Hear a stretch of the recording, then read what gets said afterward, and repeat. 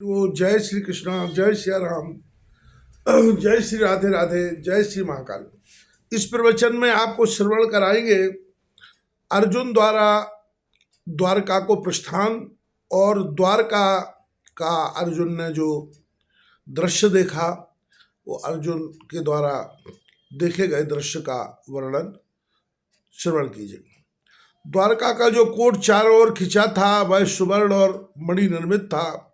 आने जाने के लिए 8 अति विशाल भव्य दरवाजे थे, जिनके कंगूरे जो कि स्वर्ण के बने थे, जिनके ऊपर सूर्य की क्षमता करने वाले हीरे जड़े थे, जिनका कई योजनों तक प्रकाश हो रहा था।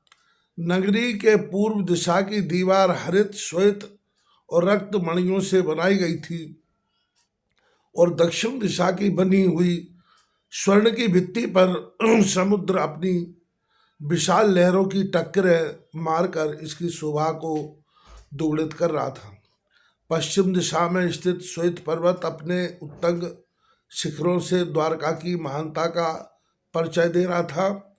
उसके गगनचुंबी श्रृंगों पर हंस, कपोत, मयूर आदि क्रीड़ा करते हुए कलरव कर उसकी शोभा वृद्धि में सहयोग दे रहे थे। नगरी के उत्तराभिमुख बड़े बड़े मनोरम उद्यान बने थे, जिनमें गुलाब, गेंदा, जूही, चंपा, चमेली, मंदार आदि की अनेकों क्यारियां बनी थीं, जिनके विकसित पुष्पों का सौरभ दिशाओं में परिपूरित था। उसी के समीप एक अति विशाल सिंह द्वार बना था, जिसमें मणियों के बड़े भारी फाटक लगे थे।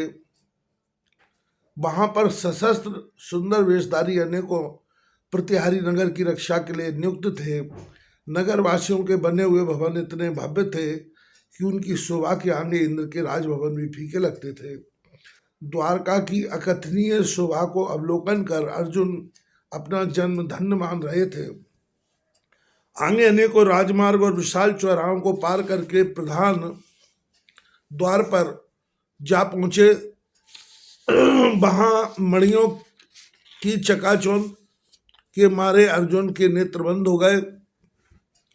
पहरेदारों ने आए हुए पार्थ की अभिवंदना की और संबोधित करके कहा कि संध्या समय श्री कृष्ण ने आपको स्मरण भी किया था और अभी शयन कर रहे हैं।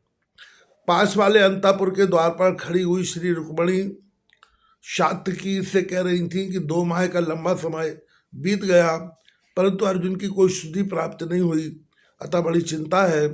इसलिए प्रातःकाल चलकर पांडवों की शुद्ध लेनी चाहिए। परोक्ष में अपनी सहानुभूति को सुनकर अर्जुन को हार्दिक संतोष मिला। उस समय कुरु नायक दुर्योधन भी श्री कृष्ण को युद्ध निमंत्रण देने के लिए द्वारका में जा पहुंचा और जहां श्री कृष्ण जी सोए हुए थे वहां पहुंचा, परंतु अत्यंत अभिमानी था, इसलिए श्री कृष्ण के सिरहाने बैठ गया। इसके बाद अर्जुन श्री कृष्ण के शयनागार में पहुंचा। उसने सोते हुए श्री कृष्ण जी को प्रणाम किया और पैरों की ओर चारपाई पर बैठ गया। थोड़ी देर बाद भगवान श्री कृष्ण जगे तो उन्होंने पैरों की ओर बैठे हुए अर्जुन को पहले देखा और झट गले लगा लिया तथा प्रेम पूर्वक कुशल क्षेम पूछी। इसके बाद जब पीछे की ओर देखा तो दुर्योधन को अभिवादन करते हुए पाया।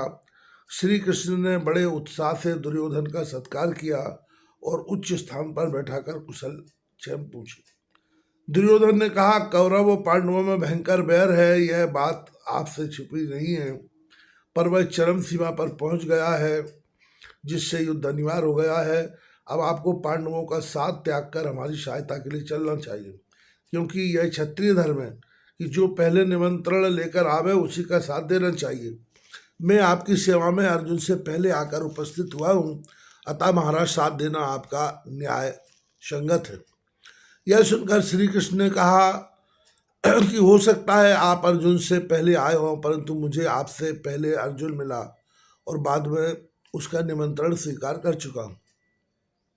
फिर भी यह नहीं हो सकता कि आपका निमंत्रण स्वीकार न किया जाए। इसके लिए एक ही मार्ग है और वह है कि एक ओर तो हमारी 4 लक्ष्य सशस्त्र यादवी सेना होगी और दूसरी ओर मैं अकेला निशस्त्र। अब आप जिसे भी अपना सहायक चुने ले लें, यह सुनकर दुर्योधन ने हंसकर कहा, युद्ध में सशस्त्रधारी योद्धाओं की आवश्यकता होती है। आप जैसे नचइये गवैये को युद्ध से क्या संबंध? आपने अभी तक किसी युद्ध स्थल में कीर्ति नहीं पाई है। आपको वही लोग पसंद करेंगे जो आप जैसे होंगे। यह कहकर कुरुनाथ ने यादवी सेना स्वीकार कर ली।